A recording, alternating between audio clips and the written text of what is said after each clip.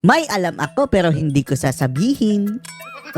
Yan po mga kababayan, ang tila ngayon pinapahiwatig ni VP Inday Sara Duterte dito sa handler. Handler mga kababayan ng mga taong gustong magpa-impeach sa kanya. Nang sabi ni VP Sara, may hawak akong video. Pero sikreto na muna. Video laban sa'yo, handler. Mas malala pa raw ito sa Pulveron video mga kababayan. Na kung pagbibintangan nyo ako na betrayal of public trust, etong hawak kong video, eto ang siguradong betrayal of public trust. At ewan lang natin mga kababayan kung sino ang tinutukoy dito ni VP Inday. Si PBBM nga ba? Si Tamba? O si Lisa? O baka all of the above mga kababayan? Panoorin po natin ha. Pero bago po yan, gusto po lang natin pasalamatan mga kababayan itong ating mga babait na mga viewers. Lalong-lalo na itong ating napakabait na kababayan si Henry Francis Franz Asilo. More power daw. More power din sa'yo, Sir Francis. Thank you so much. At gusto rin nating i-welcome mga kababayan itong ating pinakabagong member sa ating channel na si Maria Belen Militante. Welcome po Miss Maria Belen. Narito po ang video. May video pa yun eh.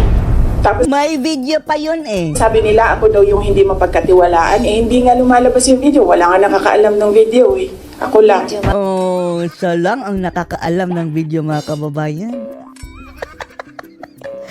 Anong video ba yan? Pero hindi daw yung Pulveron video mga kababayan ha. Ibang video, si Sara lang ang nakakaalam. Paano mo ba nakuha Sara? Nakapuslit ka ba na nakaganyan na? Video natin. Ganyan. At ang video daw ito mga kababayan ay maituturing na betrayal of public trust na si Sara ang kanilang pinagbibintangan na betrayal of public trust at ipapa-impeach na. Ang hawak na itong video ni Sara ay pwedeng ika-impeach ng nasa taong na videohan.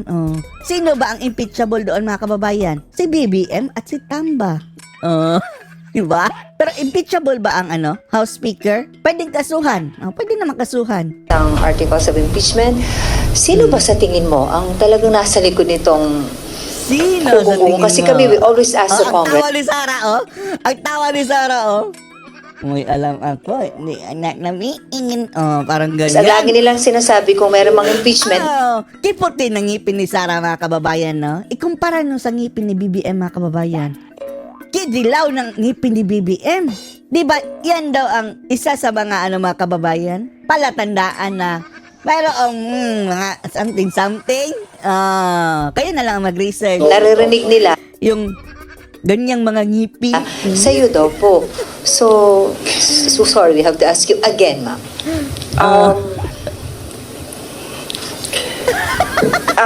Kinote ko naman na si Representative Castro, di ba? Sa kanya nagsimula yan.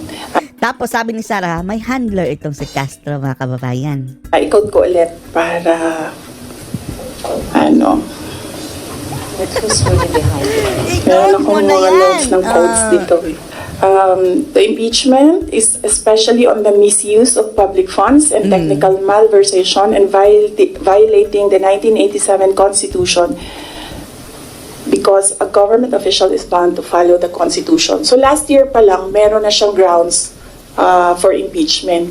Kaya sinasabi ko, ginagawa nila ng paraan, pumasok lahat nung kailangan nila doon sa pinag-usapan nila na grounds.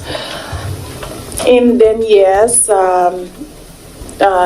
nagsalita kanina, sinabi ko, one track is impeachment. Nandito si Castro, nandito si Trillanes. Ginawang aso mga kababayan. Sino? Alam ko kung sino, pero Sino ang kanilang amo ng mga asong ito? hindi ko siya masabi. Pero alam na natin kung sino na.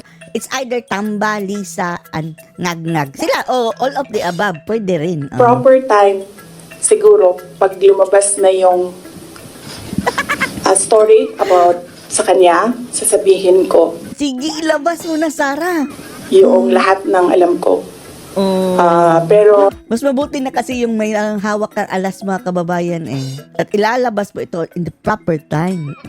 Proper time. Lahat naman may proper hindi time. pa kasi lumalabas dito sa hearing yung pangalan niya eh. So, Kaya nga mga kababayan, di ba? Pinatawag yan si Sara dahil hiniring-hiring nila.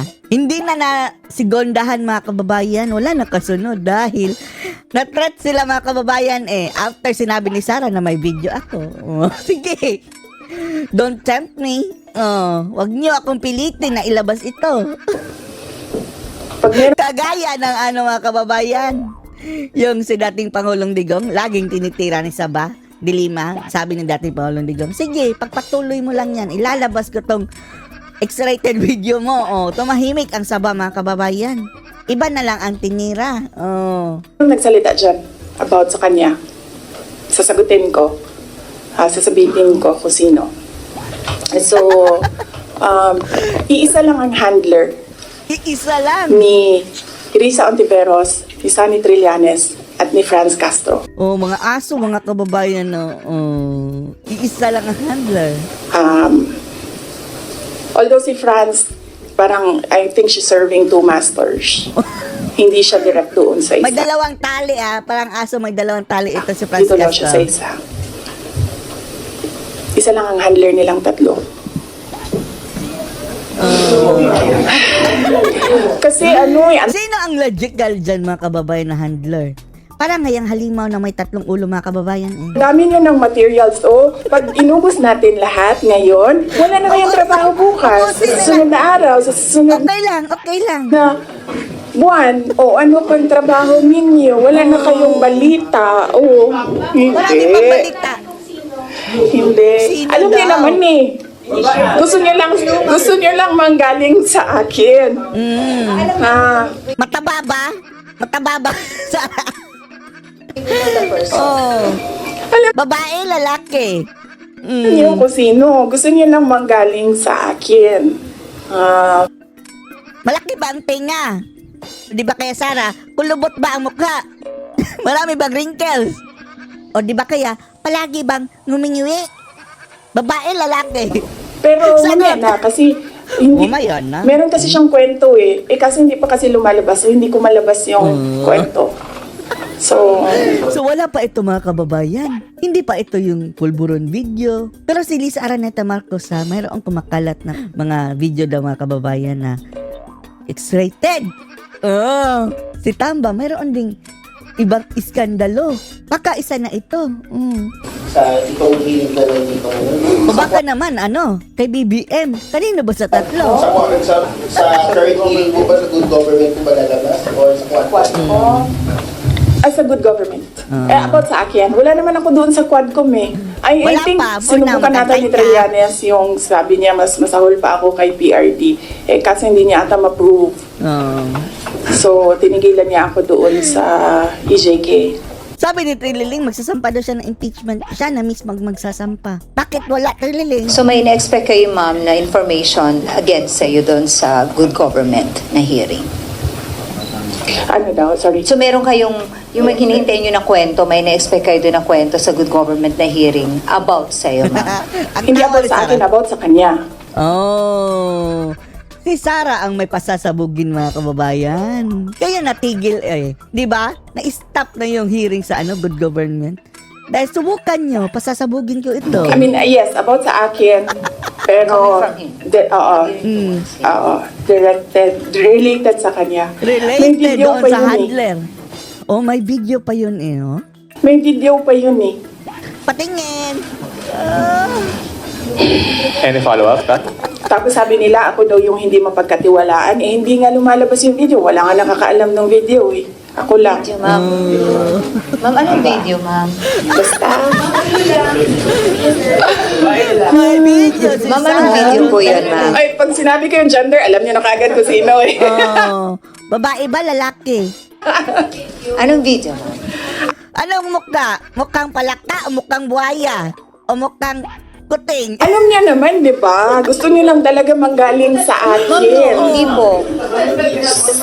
JC, alam mo. Alam namin kung sino, nasa 3 lang yan. Pero ano yung video? No, we don't know. We don't know. Inantayin natin. Mahaba kasi yung Sige. kwento sa kanya. Tapos pag kinento ko yung parte lang ng question na yan, sayang naman yung ibang chismis. Hindi chismis yan kasi Oh, hindi daw chismis galing sa kanya Ako yung first hand ano information. kayo may alam. May alam ako, hindi ko sasabihin. Hindi, pero iba pa. ano akong pilitin. Iba pa. Oh, is this the Polvoron video? Hindi, iba pa. Oh, hindi iba pa. Oh, boy, mas malala pa pala sa Polvoron video, mga kababayan. Iba pa.